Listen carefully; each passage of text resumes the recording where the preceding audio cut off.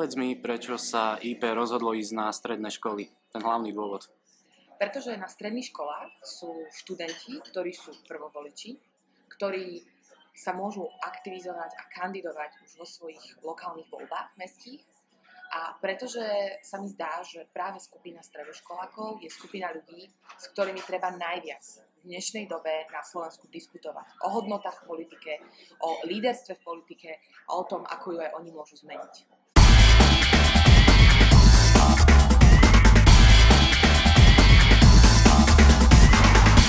Štvortýždenný program o politike, líderstve a hodnotách, ktorý je pre všetkých študentov stredných škôl na Slovensku. A čo viac informácií potrebujete, tak nájdete na našej web stránke. Tešíme sa na vás.